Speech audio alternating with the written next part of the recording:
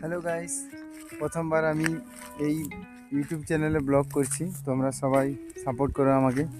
দেখতেই পাচ্ছ এখানে একদম সারি সারি গাছ, সুপারি গাছ লাগানো আছে।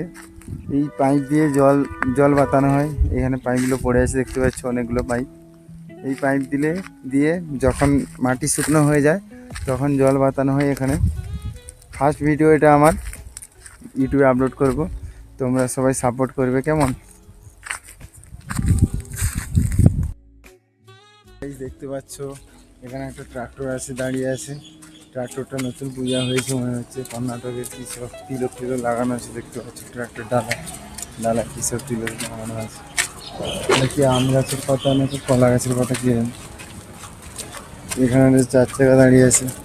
এদের প্রত্যেক এলাকায় একটা একটা 4 চাকা দাঁড়িয়ে থাকে। কেউ ট্রাক পুরো উড়িয়ে দিয়েছে, শুরু করেছে। আমিও উড়িয়ে দিয়েছি, আমিও ওই জন্য শুরু করেছি। হ্যাঁ, কি বলছেন? আচ্ছা, মাথার নিচে দিয়ে করে রেখেছি। সূর্যের ওটা মুখে এসে পড়ছে আমাদের।